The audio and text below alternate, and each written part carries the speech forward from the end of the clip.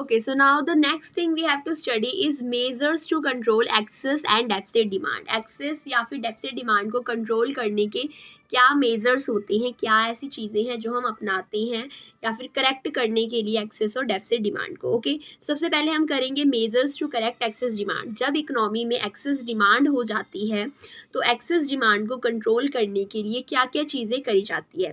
तो दो लोग हैं, दो ऐसी इंस्टीट्यूशन है जो हमारी एक्सेस डिमांड की सिचुएशन को सही करने में हेल्प करते हैं. पहला तो या एक दो पॉलिसी होती है, ठीक है. एक होती है फिस्कल पॉलिसी, एक होती है मॉनेटरी पॉलिसी.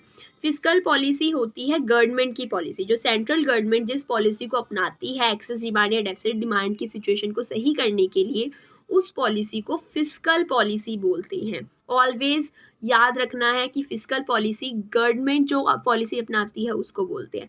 वहीं पर मॉनेटरी पॉलिसी वो पॉलिसी होती है जो आरबीआई अपनाती है. आरबीआई यानी कि हमारी जो सेंट्रल बैंक है, रिजर्व बैंक ऑफ इंडिया, वो अपनाती है. ठीक है, ओके. सो सबसे पहले हम बात करते हैं जो गवर्नमेंट फिस्कल पॉलिसी अपनाती है. गवर्नमेंट दो तरीके से हमारा जो एक्सेस डिमांड है उसको सही करती है. सबसे पहला तो decrease in government spending. Government के पास दो टूल्स होते हैं अपनी जो एक्सपेंडिचर है उसको बढ़ाना या कम करना, और टैक्सेस को बढ़ाना या कम करना. तो पहली चीज़, एक्सेस डिमांड को कम करने के लिए जो गवर्नमेंट है वो अपनी जो स्पेंडिंग है उसको कम कर देती है. रिमेंबर, डिक्रीज करती है. क्या करती है? डिक्रीज. यानी कि जो गवर्नमेंट का खर्चा है गवर्नमेंट उसको कम कर देती है ताकि लोगों के पास पैसा कम जाए, ठीक है, और लोग डिमांड करना कम करें. ठीक है. दूसरा, इंक्रीज इन टैक्सेस. टैक्सेस बढ़ा देती है. जब टैक्सेस बढ़ेंगे तो जो लोगों का पैसा है वो कैसे, टैक्सेस के थ्रू आधा तो टैक्स में चला जाएगा.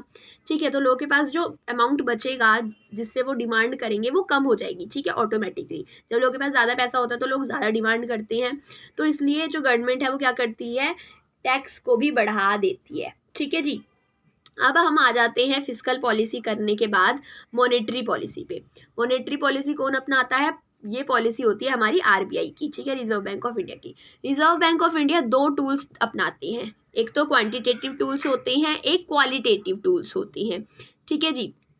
ओके, सो जो क्वांटिटेटिव मेजर्स हैं, क्वांटिटेटिव टूल्स हैं, उससे आरबीआई क्या करती है? सबसे पहला तो इंक्रीज कर देती है बैंक रेट. बैंक रेट क्या होता है? बैंक रेट वो रेट होता है जिसमें eight the rate of interest जिसपे जो सेंट्रल बैंक है वो कमर्शियल बैंक को लोन प्रोवाइड करता है. ठीक है, तो अगर वो रेट ज़्यादा होगा तो कमर्शियल बैंक्स जो हैं वो आगे लोगों को भी लोन के लिए जो रेट ऑफ इंटरेस्ट होगा वो ज़्यादा चार्ज करेंगे. जब ज़्यादा चार्ज करेंगे तो लोग लोन कम लेंगे. ठीक है, लोगों के पास पैसा कम जाएगा तो इसलिए लोग डिमांड अपने आप कम कर देंगे. ठीक है जी.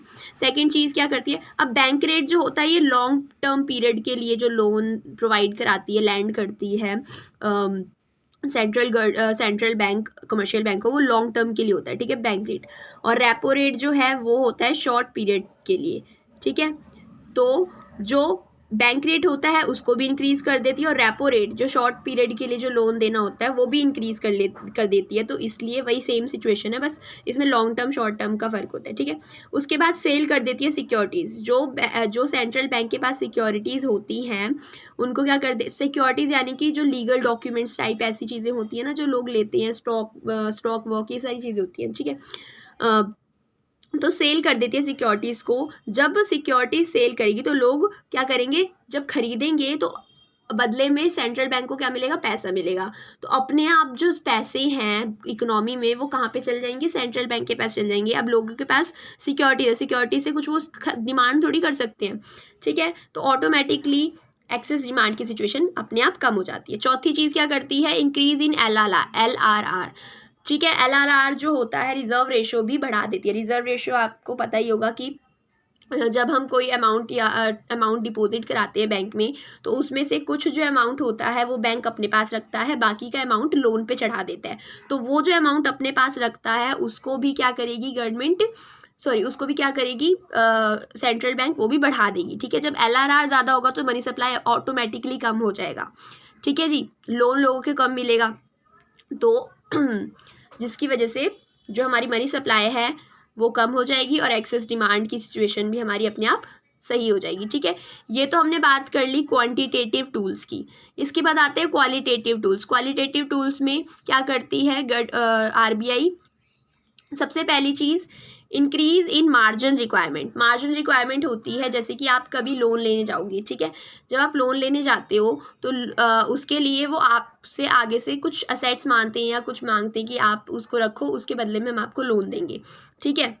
लोन चाहिए फॉर एग्जाम्पल 1 लाख रुपए का, और वो आपसे सिक्योरिटी कितने की मांग रहे हैं, 1.5 लाख रुपए की, तो इतने का तो भाई आपको लोन भी नहीं चाहिए जितनी को सिक्योरिटी मांग रहे हैं, है ना। तो वो इंक्रीज जब कर देते हैं मार्जिन रिक्वायरमेंट्स, तो उससे क्या होता है, लोग अपने आप लोन लेना कम कर देते हैं, ठीक है। ये एडवाइस करता है क्वालिटेटिव टूल से जो आरबीआई होता है वो एडवाइस करता है कमर्शियल बैंक्स को बहुत सारी चीज़ों पे, ठीक है। तो मार्जिन रिक्वायरमेंट्स में बोलता है कि भाई तुम बढ़ा दो इसको, ठीक है, तो तब भी एक्सेस डिमांड की सिचुएशन अपने आप सही हो जाती है। दूसरी चीज़ एडवाइस करता है कमर्शियल बैंक को टू डिस्करेज लैंडिंग, ठीक है, मतलब डिस्करेज करता है उन्हें कि आप लैंडिंग मत दो, मतलब कि आप लोन्स कम दो, मत दो मतलब लोन, ठीक है, उनको डिस्करेज करता है लोन देने के लिए। तो जब वो लोन ही नहीं देंगे, लोगों के पास पैसा ही नहीं जाएगा, तो अपने आप एक्सेस डिमांड सही हो जाएगा। थर्ड चीज़ क्रेडिट राशनिंग। क्रेडिट राशनिंग करते हैं।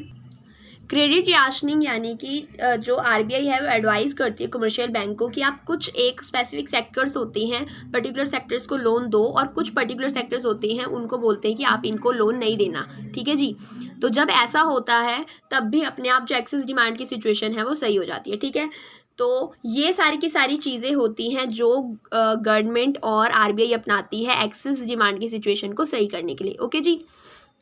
इसके बाद आता है measures to control deficit demand. Deficit demand यानी कि जब इकोनॉमी में डिमांड कम है उस चीज़ को सही करने के लिए जो क्या क्या चीज़ें अपनाई जाती है, ठीक है। तो जो चीज़ हमने एक्सेस डिमांड में पढ़ी उसका जस्ट अपोजिट कर दिया जाता है, जहाँ पर वहाँ पे डिक्रीज था यहाँ पे इंक्रीज हो जाएगा, जहाँ पे वहाँ पे इंक्रीज था वहाँ डिक्रीज हो जाएगा, ठीक है। ये सारी चीज़ें होने वाली है यहाँ पे, सेम वही चीज़ें हैं बस, ठीक है। अब अभी मैंने आपको बताया कि फिस्कल पॉलिसी होती है सेंट्रल गवर्नमेंट की पॉलिसी, ठीक है। तो सबसे पहले देखते हैं सेंट्रल गवर्नमेंट क्या करती है जब डेफिसिट डिमांड को सही करना होता है। पहली चीज़ इंक्रीज कर देती है अपनी स्पेंडिंग, यानी कि जो भी खर्चा है वो बढ़ा देती है। जब गवर्नमेंट खर्चा बढ़ाएगी तो क्या करेगी, नए नए प्रोजेक्ट्स लेकर आएगी, ठीक है। जब नए नए प्रोजेक्ट्स आएंगे तो उससे वो लेबर अपने मतलब लेबर लगाएगी, उसमें बहुत सारे लोग लगेंगे, सबको बहुत सारे लोगों को एम्प्लॉयमेंट मिलेगी, उन लोगों को एम्प्लॉयमेंट मिलेगी तो उनको पैसा मिलेगा, पैसा मिलेगा तो अपने आप वो डिमांड करना शुरू करेंगे, ठीक है। तो डेफिसिट डिमांड की सिचुएशन अपने आप सही हो जाती है। दूसरी चीज़ क्या करती है, गवर्नमेंट डिक्रीज कर देती है टैक्सेस को कम कर देती है, ठीक है। जब टैक्सेस कम करेगी तो लोगों के पास जो अमाउंट उनका टैक्सेस में चला जाता था वो अमाउंट भी अब लोगों के पास बच गया था, ठीक है। तो अब लोगों के पास पैसा है तो लोग क्या करेंगे, डिमांड करना शुरू कर देंगे वापस से, तो डेफिसिट डिमांड की सिचुएशन सही हो जाएगी, ठीक है। ये तो हो गया हमारी सेंट्रल गवर्नमेंट की बात कि वो क्या क्या चीज़ें करती है, इंक्रीज कर देती है स्पेंडिंग और डिक्रीज कर देती है टैक्सेस, ओके। अब आते हैं हम मॉनेटरी पॉलिसी में। मॉनेटरी पॉलिसी किसकी होती है, आरबीआई की, रिजर्व बैंक ऑफ इंडिया की। रिजर्व बैंक ऑफ इंडिया दो टूल्स अपनाता है, एक अपनाता है क्वांटिटेटिव इंस्ट्रूमेंट्स, दूसरे अपनाता है क्वालिटेटिव इंस्ट्रूमेंट्स। क्वांटिटेटिव इंस्ट्रूमेंट में आरबीआई क्या करेगा, सबसे पहली चीज़ डिक्रीज कर देगा बैंक रेट। बैंक रेट बताया था ना कि at the rate of interest at which RBI lends money to the commercial banks. अब कमर्शियल बैंक्स को एट कम रेट ऑफ इंटरेस्ट पे लोन मिल रहा है तो आगे भी वो कम रेट ऑफ इंटरेस्ट पे लोन देंगे, ठीक है। तो ऐसे में क्या होगा कि जो लोग हैं उनके पास लोन के जरिए पैसा आएगा तो वो डिमांड करेंगे, ठीक है। तो डेफिसिट डिमांड अपने आप सही हो जाएगा। दूसरी चीज़ डिक्रीज कर देना रेपो रेट, ये लॉन्ग टर्म के लिए होता है, ये शॉर्ट टर्म के लिए होता है, मैंने आपको बताया था, ठीक है। तो दूसरी चीज़ क्या करेंगे, डिक्रीज कर देंगे भाई रेपो रेट को।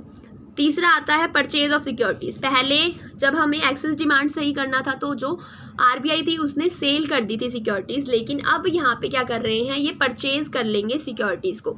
जो लोगों के पास सिक्योरिटीज़ थी उसको क्या कर लेंगे, खरीद लेंगे हमारे आरबीआई, ठीक है। आरबीआई ने जब ये चीज़ खरीदी तो जो सिक्योरिटीज़ थी उसके बदले आरबीआई पैसा देगा, ठीक है। सिक्योरिटीज़ खरीदने के बदले क्या देगा, पैसा देगा। तो पैसा जब हमारा इकोनॉमी में जाएगा तो लोग ऑटोमेटिकली क्या करेंगे, डिमांड करेंगे, तो डेफिसिट डिमांड अपने आप सही हो गया। फोर्थ चीज़ क्या करता है, डिक्रीज कर देता है एलआरआर को, रिजर्व रेशो जो है वो भी कम कर देता है। जब रिजर्व रेशो कम होगा तो मनी क्रिएशन ज़्यादा होगा, मनी सप्लाई ज़्यादा होगा, ठीक है। तो उस सिचुएशन में भी हमारी डेफिसिट डिमांड अपने आप सही हो जाएगी। फिर आता है क्वालिटेटिव इंस्ट्रूमेंट्स। क्वालिटेटिव इंस्ट्रूमेंट्स में सबसे पहला डिक्रीज इन मार्जिन रिक्वायरमेंट्स, कि जहाँ पर वो बोल रहे थे कि आपको जैसे फॉर एग्जांपल 1 लाख का लोन चाहिए, वो बोल रहे थे 1.5 लाख की सिक्योरिटी लेकर आओ, लेकिन अब वो कम कर दिया। अब आपको 1 लाख का लोन चाहिए तो आप 90,000 की अगर सिक्योरिटी लेकर आ रहे हो तो आपको सिंपली लोन दे दिया जा रहा है, ठीक है। तो जब आपको लोन मिलेगा तो आपके पास पैसा आएगा तो आप डिमांड अपने आप करोगे, ठीक है। तो पहली चीज़ ये कर दी। दूसरी चीज़ क्या करते हैं, अब एडवाइस करता है RBI की आप इनकरेज करता है लैंडिंग देने के लिए, यानी कि वो बोलता है कि हाँ भाई आप लोन दो। तो जब लोन जाएगा लोगों के पास तो लोग डिमांड करेंगे। थर्ड चीज़ क्या एडवाइस करता है कि withdraw credit rationing under SCC, withdraw कर लेता है क्रेडिट राशनिंग को, यानी कि जो कुछ स्पेशल सेक्टर्स को हमें लोन देना था उसकी जगह आप कोई भी सेक्टर लोन मांग रहे हैं आप उनको भी दे सकते हो, ठीक है।